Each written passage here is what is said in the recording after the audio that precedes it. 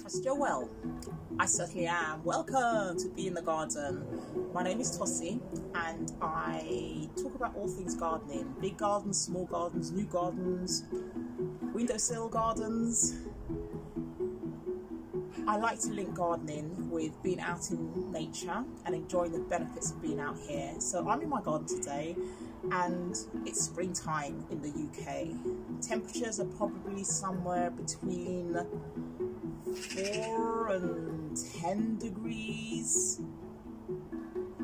But the garden is waking up. It sure is wakening up. So my purpose today is really just to have a look around the garden and see what's growing and make an idea in my head of what things I need to be doing. So what we've got here is the agapanthus. They kind of die back in the winter, but they're perennials, so they come back year after year, and the long stalks, the cold and the ice takes care of this. But underneath you can see the new shoots are coming up, and once the weather gets a little warmer they will do their magic. So along here is agapanthus. I tend to just leave it really until the frost is well and truly gone. And sometimes if I do, as I'm now just pulling away the old parts, I leave them in situ, and you sometimes get the joy of seeing birds coming along to use the dry bits for nesting. Now if you can see this part here, this is the head of the agapanthus from last season, and those tiny little black dots are the seeds, and I find that they seed quite easily. So what I tend to do in my garden is just take the heads, let them get dry completely, as you can see in this one here, and then I just scatter it in the soil and enjoy the new growth. I sometimes put a dusting of compost over it, but that is pretty much enough to see me have some new plants, and that's what I've been doing year after year, and extending this area where I have got agapanthus and a rogue football. There we go. What else do we have in the garden?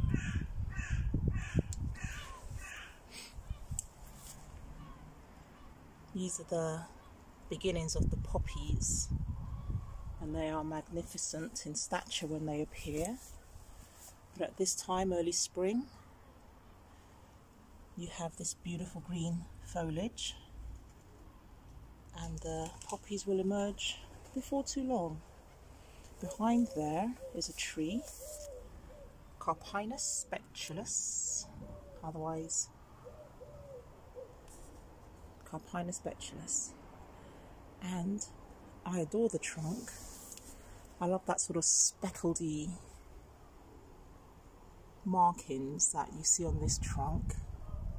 This is the one that sort of hangs onto its rusty looking leaves in the winter, and then come spring, or when the wind appears, the brown rusty looking leaves blow on, and then you are mesmerized by the new foliage that starts to push through.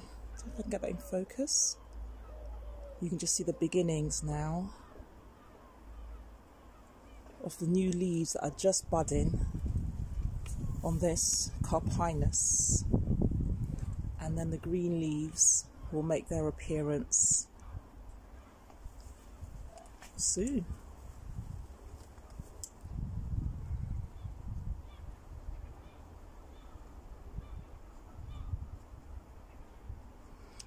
planted this row of trees intentionally to have, you can see the trunks of each of them. Where are we? Right, bear with me a second. You can see the trunks of each of them. There's one there. There's another. Where am I pointing? We have another. And so on for a period of time. And it really was to create a little bit of hedgerow, but without it being evergreen. Intentionally, I wanted this one to be a tree that lost its leaves, so that I can see how, you know, the difference of having a bare hedge and just admiring when the leaves come back into growth in the springtime. Some of the trees actually are a bit further ahead than others. This one seems to be sort of a little further ahead than the one before. And if I go a little further down, actually, I have a feeling that this one is a slightly different genus or species, because it's a lot further along than the previous. And look at the leaves. That sort of crinkled, you know, unfolding of the leaves. Isn't that something? That sort of crinkled unfolding of the leaves. I have a feeling this is a different species or genus to the ones before. Only because of the 8 or 9 trees planted, it's just a lot further ahead than the others. Okay, what else is going on in the garden? Beneath the hedging, we have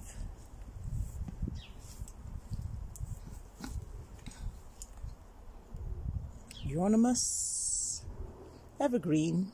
What I've got is a two-toned one here.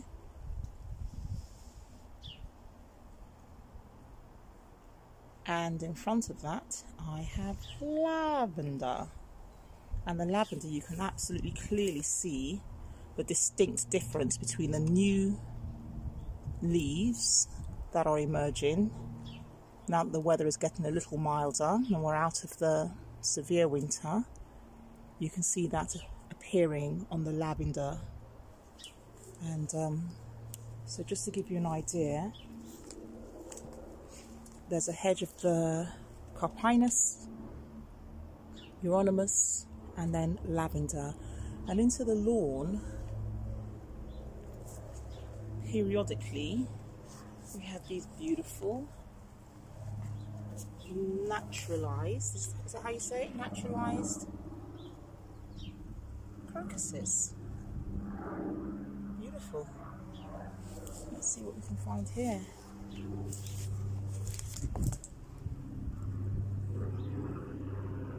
And so with the crocus, it was my intention to have them in the lawn.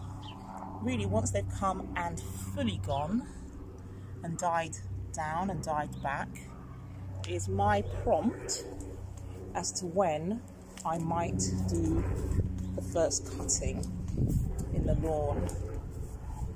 So here we've got the crocuses, and they do look lovely at this time of year, and there's not much else.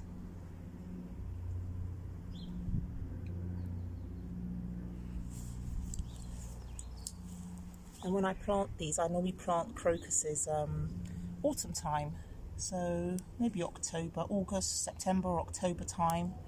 Isn't that one lovely, the one with the stripes, the yellow ones?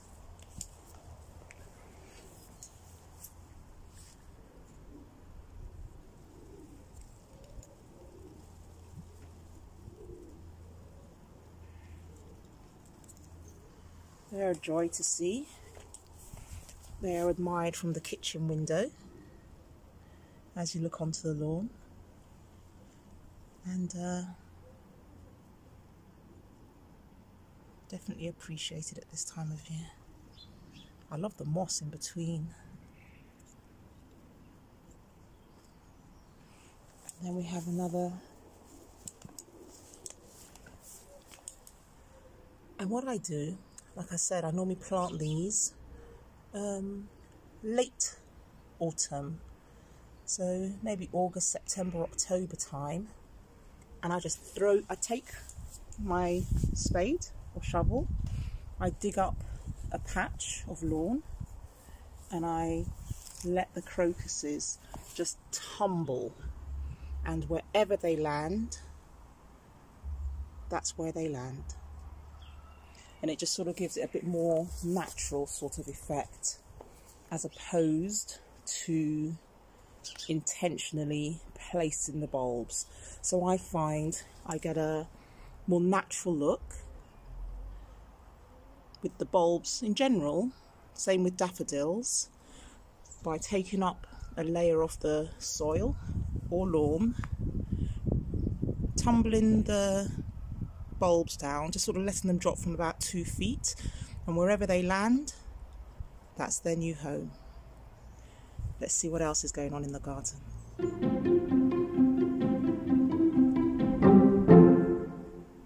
The tulips are having fun in this rectangular planter.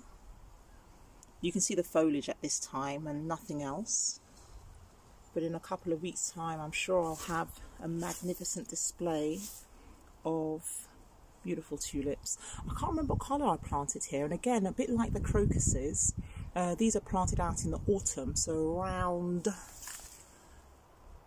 I think I planted them maybe around October time, August, September, October time, I should imagine.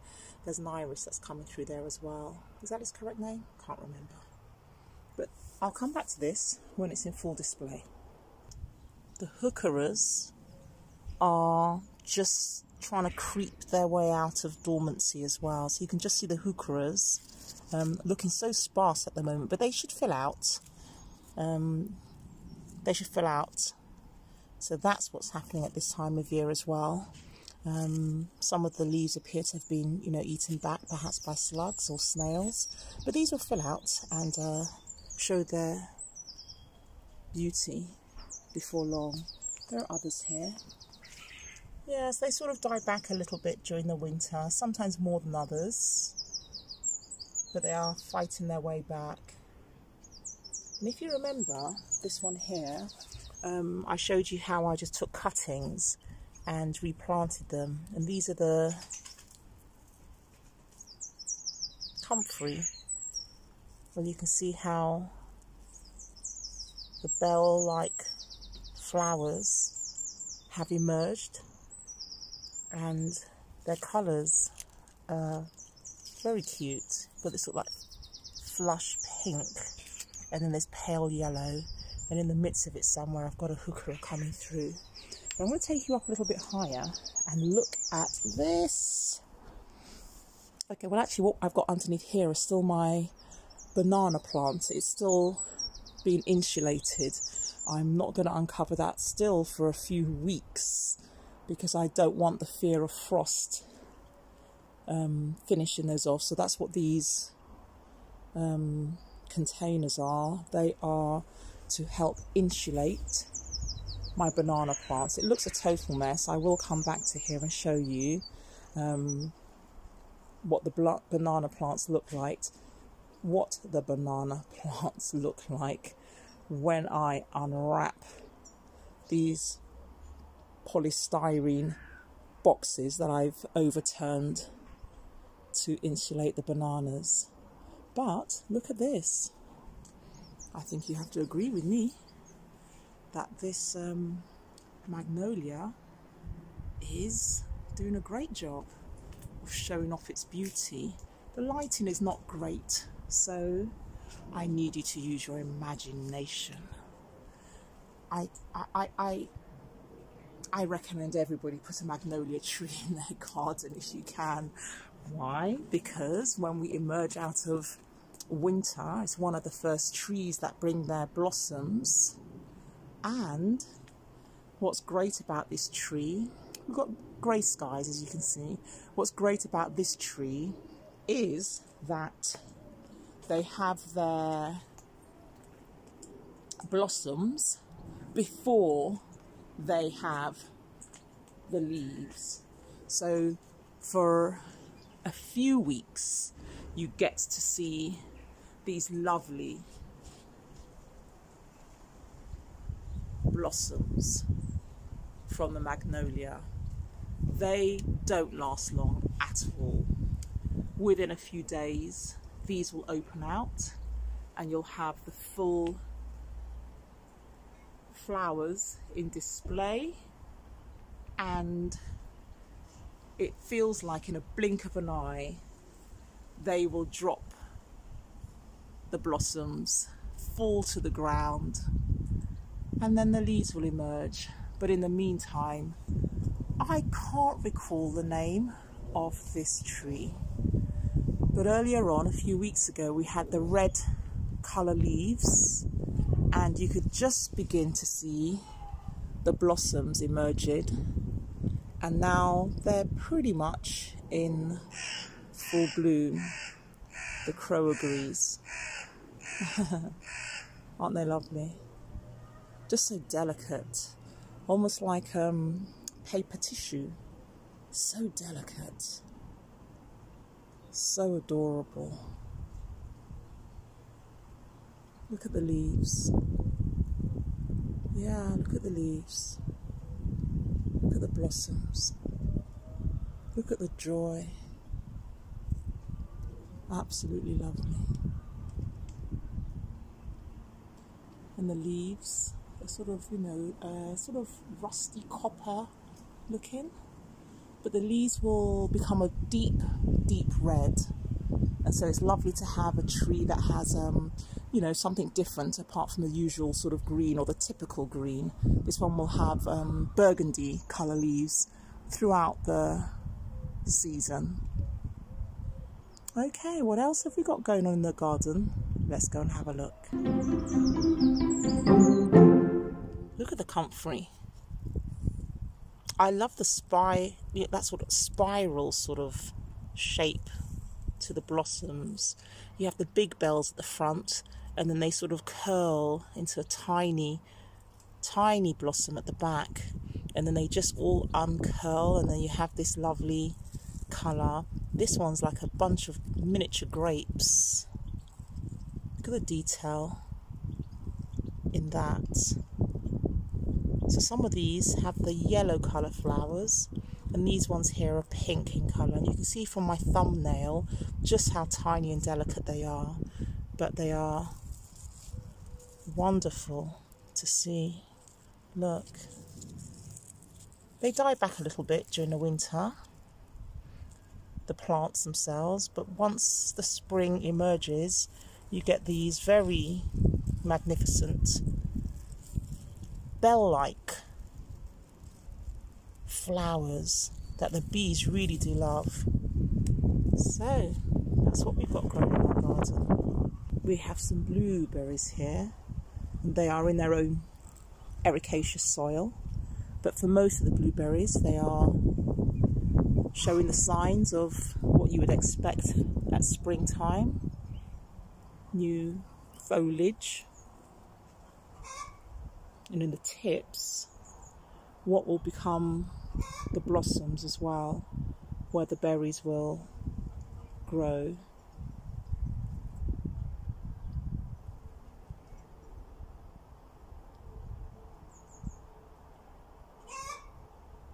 Blueberries.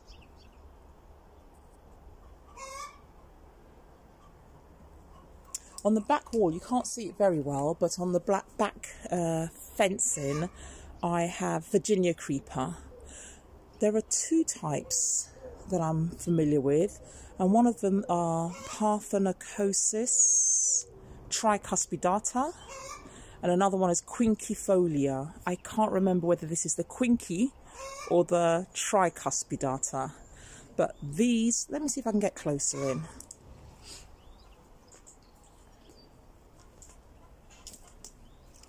What you will see at the moment, it almost looks like, just dead, lifeless plant material. But if you get a little closer, you can see it has these tendrils and it sticks to the fence and it climbs on buildings as well. Be mindful because this can grow to a huge height. If you look closer, you can see the tiny red leaves. But actually, although they're red in colour, these leaves will grow green initially, and then autumn time they turn this fantastic red colour. So it may not look like much, but on this fence you can see all the tendrils, that's suckers, climbing onto the fence. And they will do that onto buildings, wood, bricks, other plants and trees, trunks. So that's what we've got here, and I'll have to bring you back to this to show you when the leaves start emerging. And again, like I said, to look at the plant itself, it almost looks lifeless. But as always, what you can do is just, use your nail and scrape back, and you'll see that there's plenty of life in this plant. It's even managed to make the concrete posts its home. It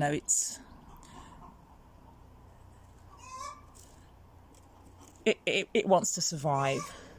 So I'm looking forward to seeing this whole back area covered in the initially green leaves, but it will have these really amazing red colour crimson leaves in the late autumn, early winter. So that there, I'll put on the when I edit it, when I have this video edited only slightly, because I try not to over edit the videos, I'll try and put the name of this particular plant in there for you. And actually just below here in the soil beneath, I have, there's just so many things you spot at this time of year. I'm not sure if this, you can just see some, red shoots appearing. I have a feeling these are, right, let me think for a second. You know what? Can anybody tell me what they think this is? I think I know what it is. I think these are where I planted my peonies. So those red shoots coming out, I'm sure they are peonies. They are peonies, I'm sure they are. I'll have to come back and check, won't I? All right.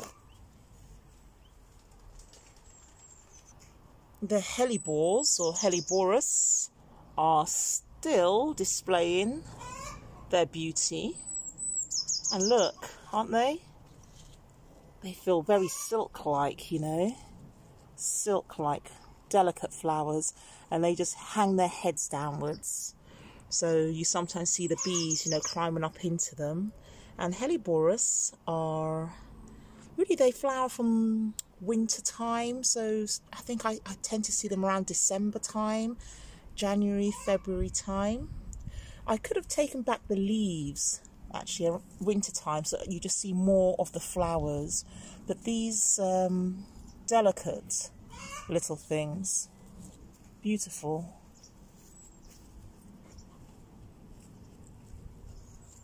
Very velvety sort of feeling. Helleborus. What else can we find around the garden? A large cluster of comfrey. We have both the red, pink flowers, and we have the lilac purple. And behind there, we have some peonies. So they're just making an appearance too. And their flowers are gorgeous. Lovely peonies. To the back of the peony, I have some more comfrey. You can see the difference in height. So these are the miniature ones. And then I have the large comfrey growing here. They do tend to sort of seed themselves, or however they propagate. They do tend to find themselves homes all over the garden. But I enjoy them, so I kind of let them do their own thing. Just behind them, I have black currant, or red currant I think, just growing behind here. I also have gooseberries along the back here somewhere. But before I get there, let me just show you what I have. I have some more peony here. And we have agapanthus again. At this time of year, sometimes the garden looks really worse for wear, but these will soon put their leaves in and start giving ground cover. Back here, I have sedum. That might be sedum spectable, I think I have here. These are the old flower stems, but I have different types of sedum growing back here. And they die back completely during the winter, but they come back year after year. Sedum spectable. I don't find that they need much attention at all. They die back, they grow back, and it's really that simple. Nice plant to have in the garden. Here, ooh, forsythia. Have a look. So if you're seeing these lovely yellow flowers dotted around, we're in the UK, then it's quite likely that what you're looking at are forsythia. They come out probably around the same time as the daffodils. So, you know, the yellow of the daffodils and then the yellow bells of the forsythia. These are so easy to propagate. You just cut off a piece of branch, stick it in the soil, hey presto, you have another plant. It's that easy. So if you have a friend or a neighbour who has some of this, maybe you could ask them for a cutting. Take a cutting, put it in any type of soil, and you will have yourself a new plant. But it's nice to have colour in the garden at this time of year. So that's what you can see around this time of year in the UK. What else do we have? Behind this plant we have here, the lay name is Bear's Breeches. I will put up the name when the video is edited because I can't remember the name. But again, a bit like the peonies, they die back a lot in the winter, this plant here, and then they grow back year after year after year. The leaves can actually become a little bit spiky on the corners, so that the little tips of the leaves, when they're in full growth, can be a little bit spiky, so it may not be ideal if perhaps you've got young children around. But it's a lovely plant nonetheless. It has this sort of like white flowers that emerge end of summer sort of time. So they're just coming out of the soil just now. I have another magnolia here. This one was a bit of an old branch that's fallen. Okay, this one is a Magnolia stellata. I just showed you the large magnolia. This one's got tiny, tiny buds. But this one gives sort of, this one has white flowers.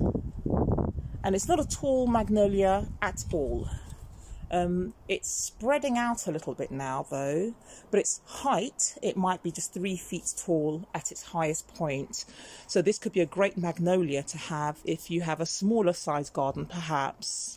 And I find that the blossoms on here, a bit like the large magnolia I showed you a moment ago, has ooh, how can I describe it? They almost look shredded, the blossoms, when they come to full bloom, sort of like shredded petals. And behind that is camellia.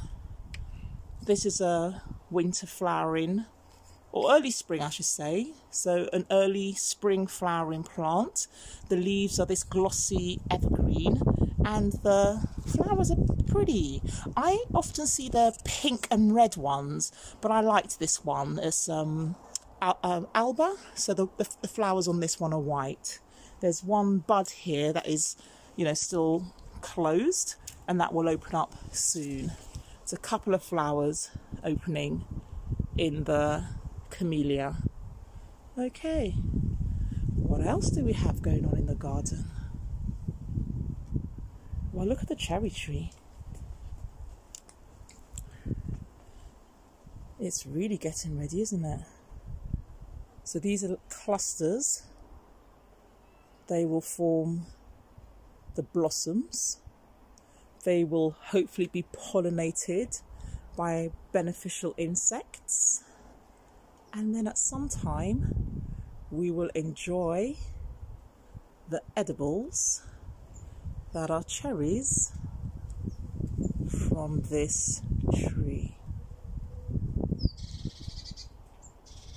Oregano mixed with daffodils. Why not?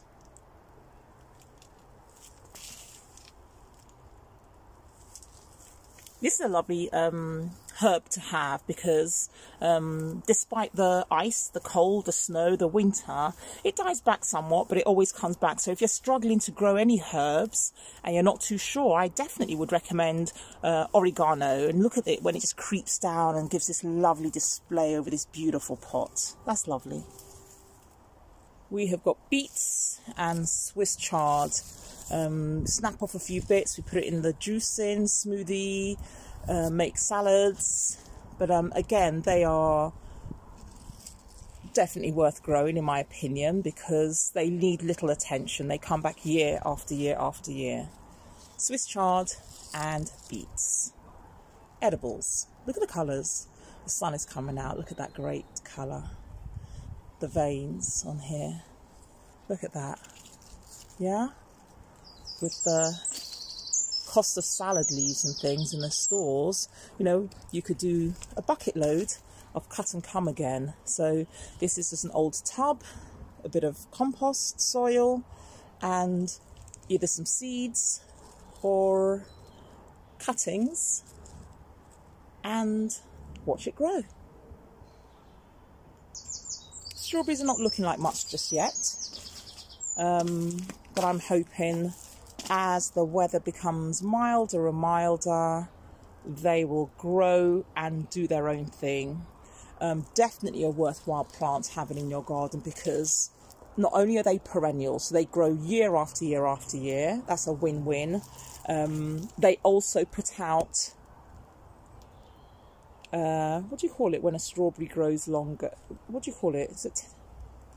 Anyway, suckers, that's it. The strawberries will do like a runner and create a new plant. So if you're looking for a great cost-effective plant to have in your garden, absolutely edible strawberries. They come back year after year. They produce the most amazing, delicious fruit. We don't use any herbicides or pesticides or any chemicals in our gardens. So for us, they're organic. And they put out suckers, runners. You get new plants. New plants you can gift to somebody if you would like to.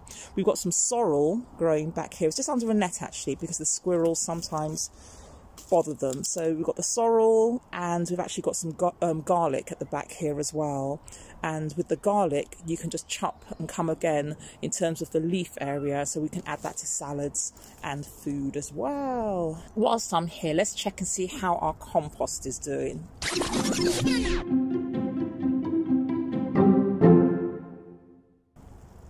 Oh my goodness. Listen, for those of you who are squeamish, you need to look away. Look away now. Look at the worms. Worms. Worms galore. They are breaking this stuff down. Cabbage and pears and onions, parsley. I'm going to leave them alone actually now. They are doing their thing. But look at that compost. That's, oh my goodness.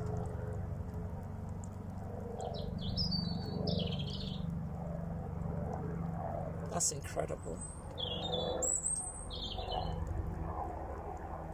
Okay, let's leave them.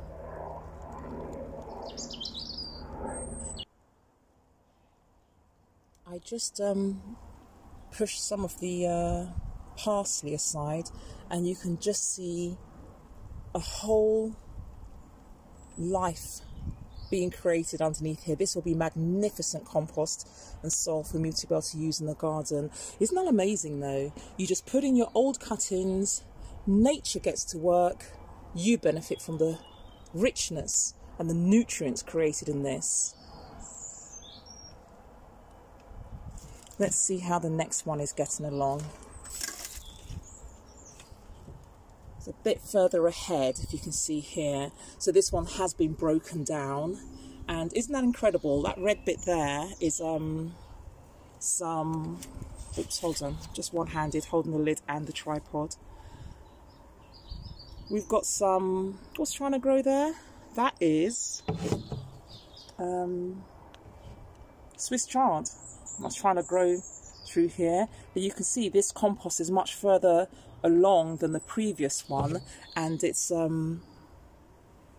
just incredible. Just incredible.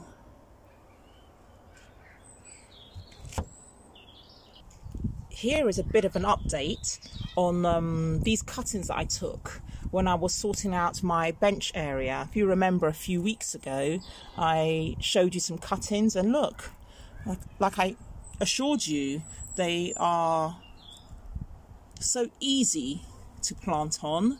That's the ceramic one, the terracotta, the plastic tub, and the small trays. And I've just left them in the back of the garden doing their own thing, and we have new plants emerging.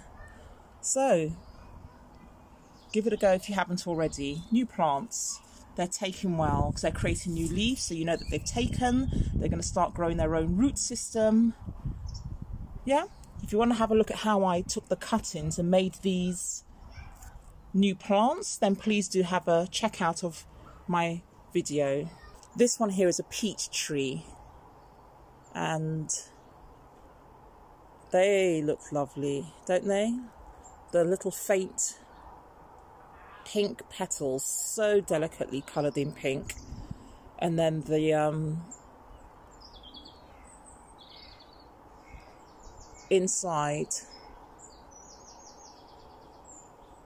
of this beauty.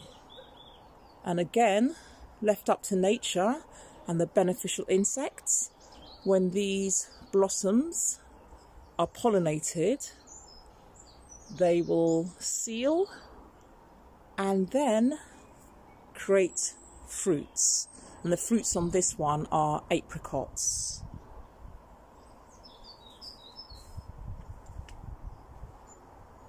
Let's just have a look at what other blossoms there are growing around the garden. This is the pear tree. I pruned this back a little bit a few weeks ago, and again you can watch the video on how I did that. You can see that the buds are already, you know, creating what they need to do to become the beautiful blossoms. They're swelling and beginning to burst, and when the conditions are just right, as we hope for, they too will be pollinated by beneficial insects, and then we'll have ourselves some edibles, some pears. A lovely reminder of the beneficial insects and why we need to give them water. So can you see this one just trying to land? There you go. Look at them. Yeah, see? The bees are out and they're making good use of the pond here. We need to look after nature because nature looks after us. I can hear another one coming into land. There we go. There we go. See? See? A small pond.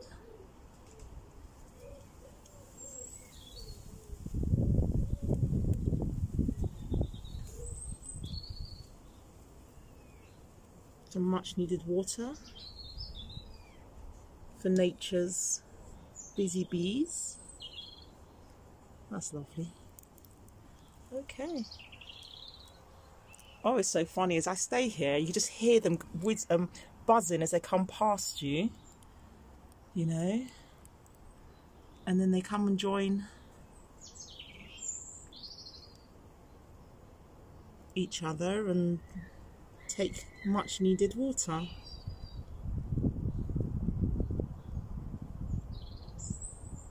That's nice to see. There was a lovely bird table I saw on one of my recent journeys to a garden centre, and I think I did share in that video that I've got a impromptu makeshift bird table, which I have. This is actually inverted table. So this is actually the base of the table, and the top of the table was this, and then there was something else that was meant to be sort of screwed into the top. That's since gone. So I've got an upside down old table, and on there I have an old tray, and in there I have a cloth and some stones. And my reason for the cloth is so that small insects can come and land without drowning. So things like the bees and butterflies or other beneficial insects can just come to the edge and land on the cloth if need be. Birds also come in here and take what they need, but I put the pebbles there as well, the pebbles or the cobbles, so that if something falls in, that they can always find their way out. So that's what's going on here. The almond tree is in full blossom now. It's looking great. That's the almond blossoms. Aren't they pretty?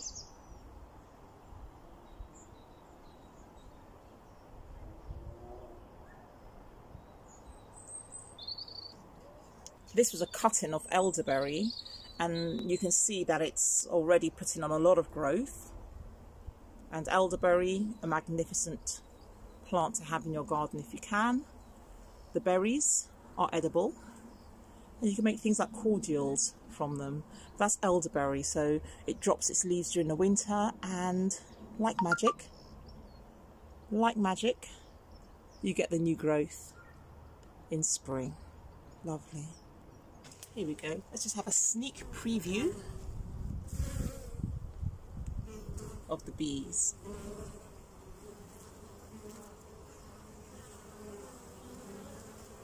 I don't think they like me being here right now. I can hear them. But look at them as they land. All the pollen they have.